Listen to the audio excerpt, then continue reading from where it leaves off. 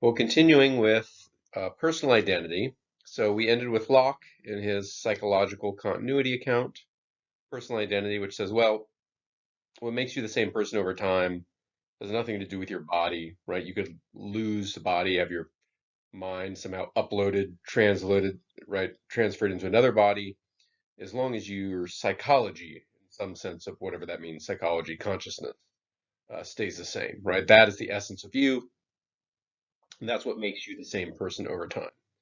Um, Derek Parfit here. So Locke is, back sort of after Descartes, 1700s. Now we're up to 20th century, um, and Derek Parfit is going to expand on some of these intuitions, right? Push them to their limits, and come to some conclusions that there are certain limitations to the psychological continuity account. And he's going to propose a slightly different account that he calls psychological connectedness. So um, we've already done a few sort of wacky thought experiments, right? Where you imagine, oh, what if I lost my leg? Well, what if I lost my whole body except my head? Oh, what if I did a Freaky Friday thing and totally switched bodies with somebody, the prince and the cobbler, right? Switch bodies. Um, and we've said, what we're doing with these is we're testing our concepts. So Parfit is really going to push this into sort of overdrive, right? We're going to be doing thought experiments about split brains, um, bodies sort of dividing and then fusing again, immortal bodies, right? So it can be easy to lose track of sort of what the point of all of this is.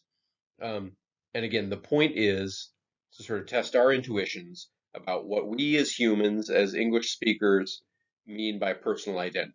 Right? We all more or less share a similar concept of this thing, and we're trying to hone in on what that concept is. Now, I see here we have, right, Schrodinger's cat. So it's not just philosophers that do thought experiments, right? No one has ever done this experiment with the cat. Um, but nonetheless, it's a useful thought experiment in physics. If you ever read any Einstein, he uses thought experiments a great deal as well. So just because we're sort of using our minds to figure this stuff out and not doing actual experiments, it doesn't mean it's necessarily any better or worse, right? It's just another way of investigating a certain thing.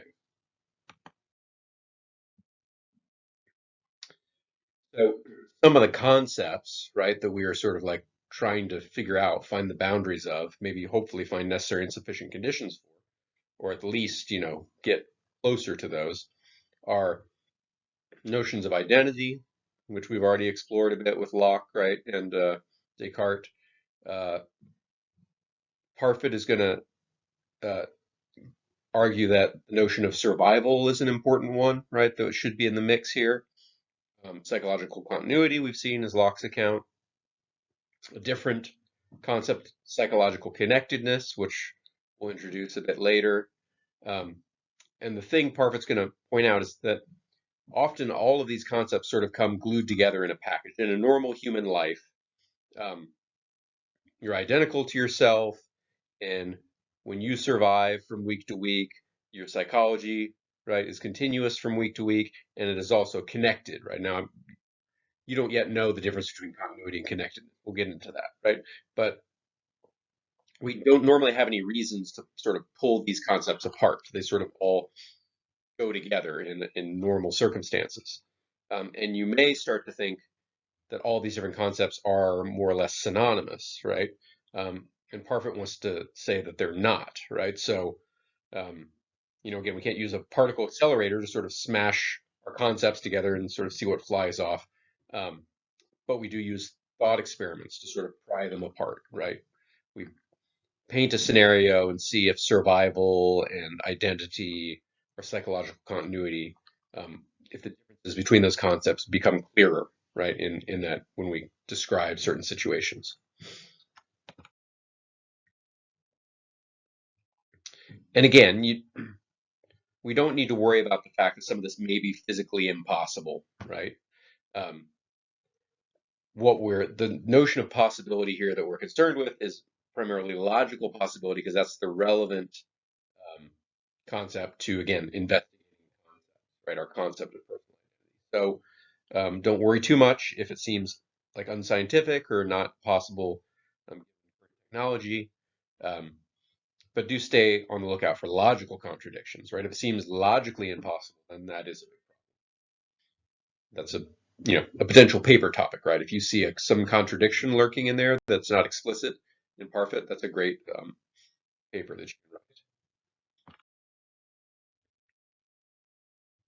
Okay, so Parfit's goal here is to again pry apart all these different concepts that are involved in the concept of personal identity or that often come along with it, and sort of see what falls out, see if one of these concepts that we've sort of had fused together because in everyday life they all seem to follow each other, see if one of them is actually the most important one.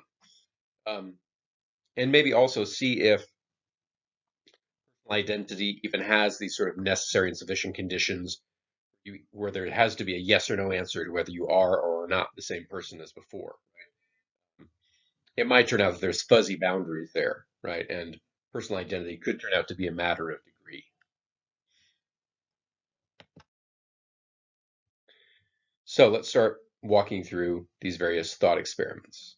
So this first one is division. So suppose I cut your brain in half and put it in two different bodies, right? Suppose that the bodies are cloned, right? So they're identical. Um, but each one has a half of your brain. One has the left half, one has the right half. Um, we can ask the question, which one is you, right? Um, and it seems there's three possible answers. Maybe neither one is me. Maybe one of them is me, but not the other, right? Or maybe both of them are me. Um, Now, this might seem a little far-fetched, but it's not so crazy. We know that people can live with half a brain, right? This happens.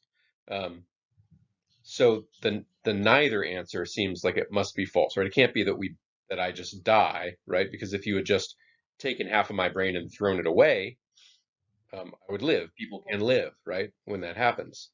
Um, so the answer has to be either one or both, right? If the answer is that one of us is me, well, how do I pick which one, right? That's a tricky question. I just say, oh, it's the left half? It's sort of arbitrary. Why not the right half? Um, and if the answer is both of us are me, that seems like logically impossible, right? This was sort of one of Locke's assumptions. If two things are in different places at the same time, they are not identical, right? So if I'm in a single person can't be in two bodies, you might think. So none of these are great answers, right? Already we've come upon a puzzle pretty quickly.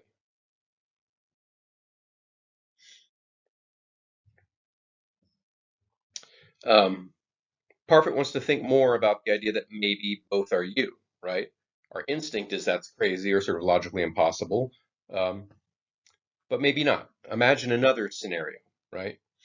Suppose that instead of taking one half of your brain out and putting it in another body, suppose that you are able to, maybe with some sort of implant, um, divide and reconnect the two hemispheres of your brain at will, right? So sometimes some people, when they have extreme like epilepsy, they will cut the connection between the two hemispheres, right? So and people can live that way. So he's imagining, suppose that's happened, but then you have sort of radio transmitters, right, put in that can reconnect the hemispheres, but then you can just switch them off if you want. So I can switch between two hemispheres connected or two hemispheres separated, right? Sort of like the two body scenario, but in the same body, and I can switch back and forth, right? So suppose this is you, right? You've got a brain that you can split when you want to and not. Why would you ever want to split it?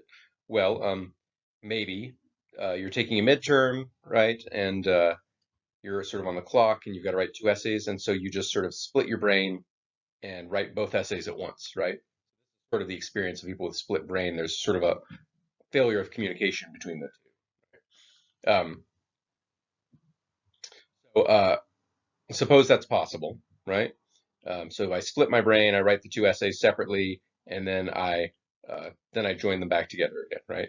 So while they were split, would you say that one of those hemispheres was not you, right? Or were they both you?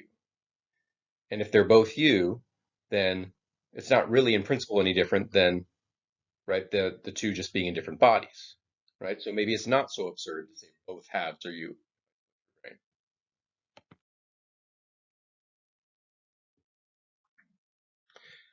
And really the absurdity comes in, right, because we think we're talking about an identity relation.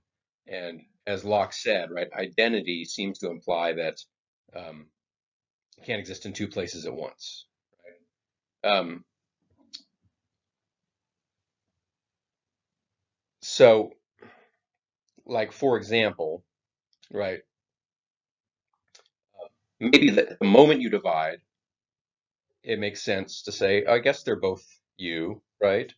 Sort of like as if they were, it's not so different than if they're both in the same head. But suppose we divide, right, the brains into two bodies and then let them go live separate lives, right?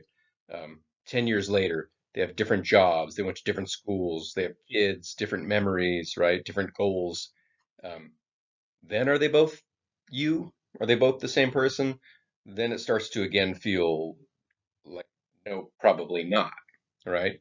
So it seems like, which is right, right? We have the intuition. At first we said, well, if you split me, they can't both be me. But then you have the split brain one, and you think, well, maybe they are both me. Then you split them and let them go for a while, and then it seems really hard to say they're both the same person. Right? So maybe the problem is this word identity, right? Um, maybe there's maybe the relevant concept isn't identity here. Maybe it's something nearby, something different.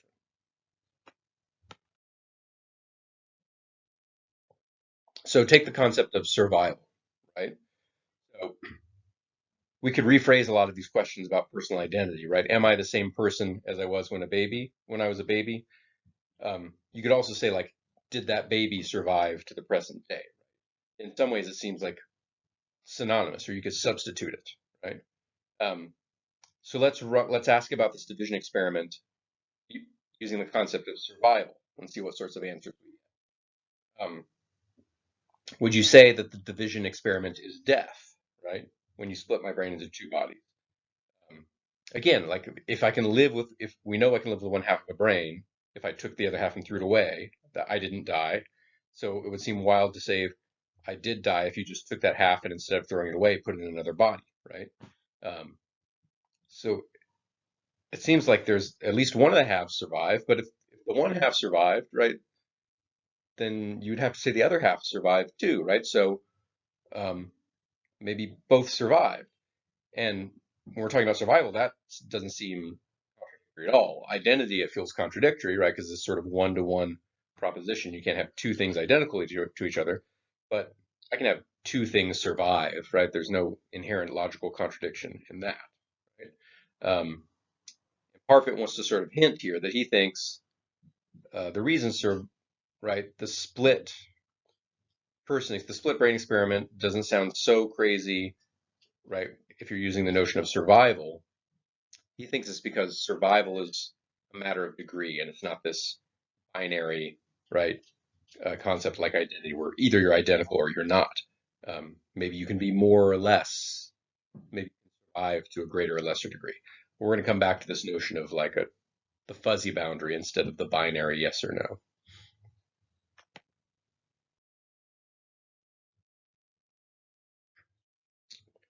Okay, here's the other thought experiment, fusion, right? So this was one of my professors at Cal State LA. That's where I sort of originally put together these slides, and I've sort of constantly just sort of like updated them as I teach this over and over. So he was my original example, and I kept the photos because it's kind of funny. Okay, so suppose the two of us fuse into one person and call that person phonate, right? Okay, so here's phonate, right? Fused. Um, so what would that be like, right? If two people fuse together, particularly, I mean, we can guess, wait, maybe they sort of look like that picture where they have sort of like a medium skin tone between the two of us and maybe my nose and his ears or something. I don't know, right? His curly hair, whatever. We somehow fuse, right? Either we average our attributes or we get some of each. Um, but mentally, what does that look like, right? Well, there's different ways you could do it, but here's one way it could work logically. Um, the new fused person could have both people's sets of memories, right? So um, I grew up in Texas. He grew up in Foad grew up in London. Maybe Phonate has both sets of memories. Has memories of growing up in London and memories of growing up in Texas. Um, maybe they have. If one had intentions, like I liked Cokes, right? Foad liked tamarind sodas. Maybe Phonate, the fused person, likes both, right? Sure. And even has intentions to drink both, right? Um, maybe some of those memories or intention, desires, or whatever might turn out to be incompatible. Um, but that also doesn't necessarily entail some sort of contradiction that makes the whole thing incoherent, right? Maybe they'll cancel each other out, or maybe the stronger one wins, right? Right? If Foad is just so passionate about tamarind soda, and I'm kind of like, I like Coke, but I can take it or leave it, then maybe Phonate drinks a Coke, right? I'm sorry, Phonate drinks a tamarind soda. So again, like obviously, sort of physically not possible, but uh, Parfit's just trying to say logically, it's not sort of obviously incoherent to consider, right, two people fusing into one and their sort of psychologies fusing. So the new person will have some new memories, some new intentions, maybe some old ones change. So again, we're using the concept of survival, right? Um, Positing that maybe this is a more appropriate notion instead of personal identity, right? Maybe we're talking about personal survival. Maybe that's what we really are concerned with this whole time, right? Um, so if I fuse with another person, have I died, right? And Parfit wants to say no, right? And you'd have to be a total egomaniac to think that any change in your intentions, right, or your desires or your memories would would be equivalent to death, right? Um, he thinks it's something like getting married or having a best friend, right? Like when you have another person that you're close to, yeah, you have to sort of compromise, right? You now their sets of intentions are very relevant to you, and you have to, right, take account of them. So it doesn't seem like it's death, right? It's a kind of survival, but maybe it's a survival of sort of a matter of degree. So, right, the previous Nate survives, but maybe to a slightly lesser degree than he was before. It's sort of a diluted Nate or something, right? Um, if and you could see different versions of it, right? Like we're like three-quarters of the one personality and one quarter of the other. So like if none or maybe almost none of Nate's memories and intentions got transferred into the used phonate, then maybe you would say that Nate died, right, in the process. So again, it's sort of a matter of degree. How much have you carried over? How much of your psychology? Um, so it doesn't have to be a strict yes or no.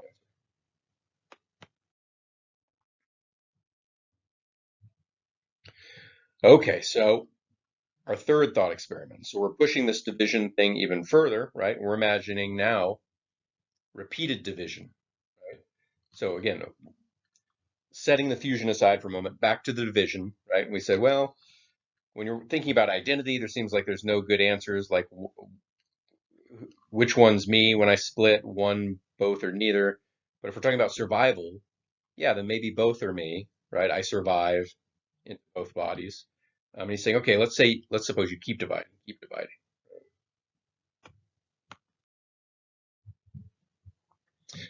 He says it helps to make sense of this scenario to introduce sort of a new concept, right? A new term. He's calling it psychological connectedness. Right? So psychological connectedness is sort of like direct and not transitive. What that means is suppose I divide once, right? And now there's two Nates. I'm psychologically connected to both of those, right? Because they're sort of like one generation away from me, right? But then if they divide again, I'm no longer directly connected to them. It's not transitive in that way, right? So I can be Nate A can be connected to Nate B and C, right? But Nate A is not necessarily connected to Nate's D, E, F, and G. Um, Compare that with psychological continuity, which was right Locke's notion, um, which just requires sort of overlapping right episodes of consciousness and is totally transitive, right? If we have the chain of memories from me now back to me when I was 10, then I am psychologically continuous with myself at 10, right? It doesn't that in principle, right, if my memory was good enough, that chain could go very, very far, right? And it would all be transitive, right, over many, many links. Psychological connectedness has to be much closer. It's not transitive over a bunch of links.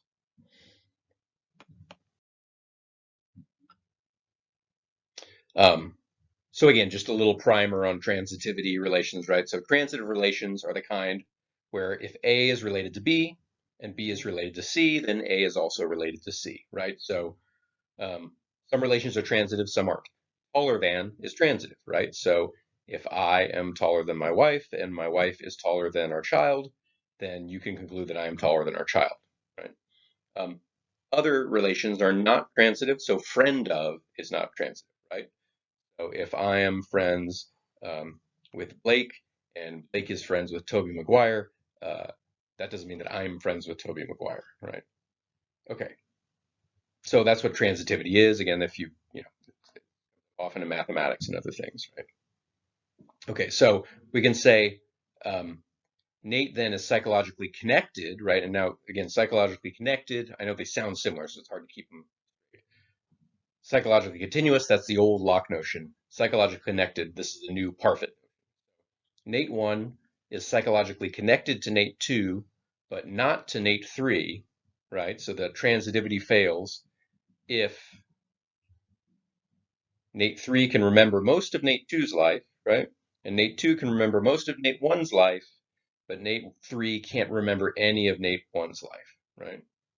Um, right, so again, there's Nate 1, he divides, you've got a Nate 2 here, he divides again, you've got a Nate 3, and maybe 1 and 2 are connected because 2 can remember 1, and maybe 3 can remember 2, but if 3 can't remember all the way back to number 1, they're not psychologically connected, but they would be psychologically continuous. You'll be you'll be psychologically continuous with all of them, right, up through Nate 30.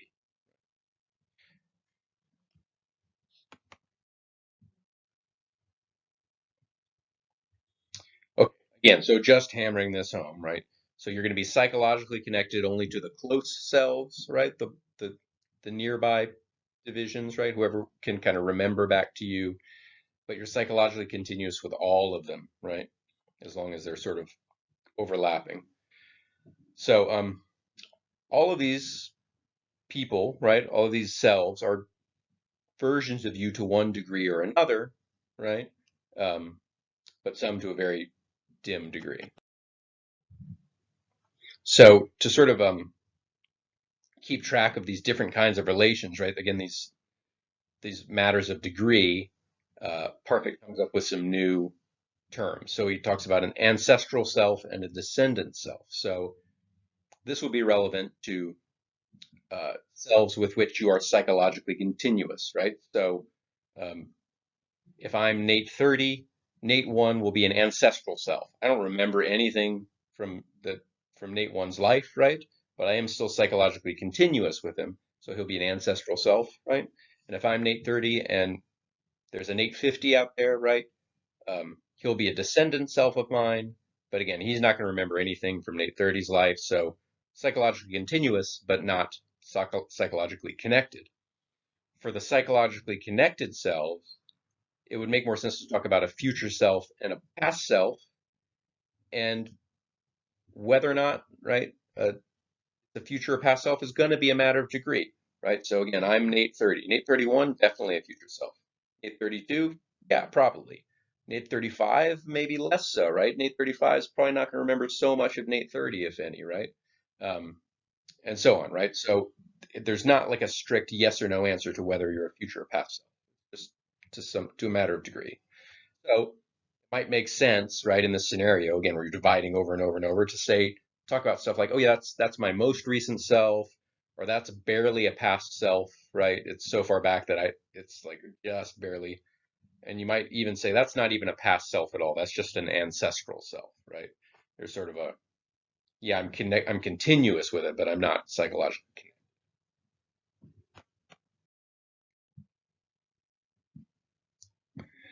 Okay, with all that machinery, right, and that central notion of the distinction between connectedness and continuity, um, now we'll introduce another thought experiment, which is combines the first two, fusion and division, right? and they both happen over and over and over. So you get this sort of honeycomb thing, right? So he's saying, imagine that people fuse every autumn and then divide again every spring, right? Now, to be clear, the people who have had this misconception before, it's not the same two people just fusing and dividing, right? You fuse and then you divide and then you fuse again with somebody else, right? And then right, you're tracing out this honeycomb. So it gets very confusing, right? Who you're related to. I mean, ultimately, you'd be related, everyone in this web is related to everyone else, right? So this ancestral and descendant self, not not particularly useful because basically everyone is an ancestral or descendant. Um, and the term I is not particularly useful either because a single self only lasts for 6 months, right, before you divide or fuse again. Um, so most of their planning for the future and most of their right memories that they talk about are going to be about future and past selves, right?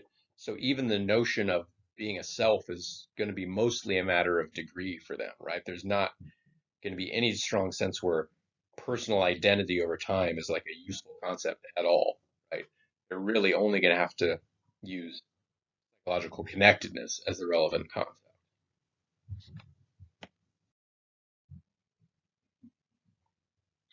And final thought experiment. Um, Suppose there's creatures, right? And they're not fusing and dividing and all that stuff. They just have everlasting bodies. They're immortal, right? Um, so even in this situation, right, without any sort of like dividing or any of that nonsense, just lasting forever, um, you're going to change so much, right? Right now, you probably can't remember anything from when you were two, right? You might remember a few key things from when you were five, right? Already you're not super psychologically connected, right, to your 5-year-old self. So imagine if you live 1,000 years, 1,000,000 years, right, 10 million years. Um, yeah, you're not going to be psychologically connected to vast, like most of your right previous self. Um, in a single life, psychological connectedness is going to vary a lot, right? So again, the whole life is going to be psychologically continuous, right? The whole sort of infinite line. Um, but the whole thing's not going to be psychologically connected, right? You have these little sort of overlapping um, bits that'll be psychologically connected, but certainly the whole line will not be psychologically connected.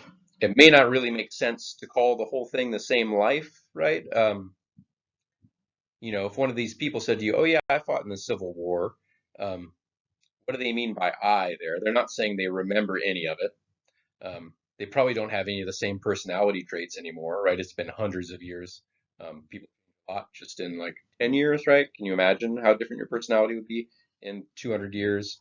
Um, they're not like currently carrying out any of the plans that they had made back in the whatever 1800s.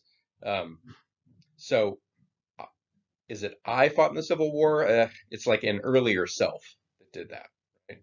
So again, selves for these everlasting bodies would be defined by degrees of psychological connectedness, and maybe I is relevant for like the highest degree of psychological connectedness, right? So where I'm like pretty much really in touch with all the most recent sort of conscious events, and I'm planning for the next coming ones. Yeah, then we'll talk about I did this and I'm going to do that, right? But as it gets further away, using I, right, to refer to those future and past selves, maybe not so accurate. Um, okay, so right, Parfit's point here is right again to explore all these concepts and to point out that when we push these a lot, right, and imagine other ways that we might have a self sort of existing over time, and ways we might have to relate to ourselves from the past and the future. Seems like identity goes out the window real quick, right? Identity, it seems like too strict, too mathematical of a relation to really capture what we're concerned with here. And maybe survival helps, but he seems to really focus in on psychological connectedness as really the relevant thing that we care about here. So it's still a psychological criterion, right? It's not about your body. He doesn't think that what makes you over time is necessarily your body. He thinks it's something to do with your psychology. but he doesn't think it's continuity. He doesn't think it's this transitive relation, right? He thinks it's more a more direct relation, um, and it's a notion of connectedness. It's a matter of degree, right? And it's not a yes or no. Am I identical with my previous self or not? Okay, so he has a few final thoughts, a few takeaways from this approach, right? Which are kind of interesting. Um, so he borrows this quote from Proust. Um, it was a writer, right? Wrote Remembrance of Things. He says, "We are incapable, while we are in love, of acting as fit predecessors of the next persons who, when we are in love no longer, we shall presently become." Right. So, what does that mean there? He's saying, if any of you have ever been in love, right, and then fallen out of love, um, it's a strange experience to look back on it, right?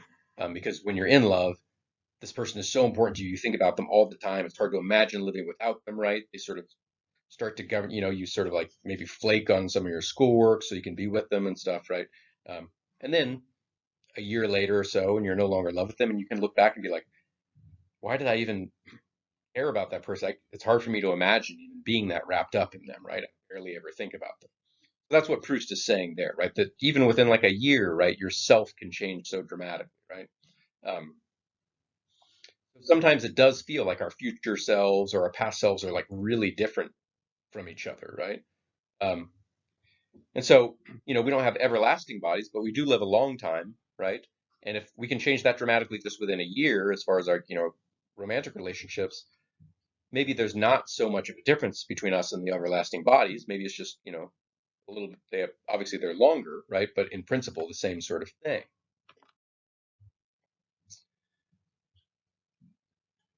So if this is starting to make sense, and you can think of yourself as like, okay, yeah, it makes sense that I don't really identify so much with myself as a 5-year-old, right? I'm continuous maybe with that person, but I don't feel really connected to them.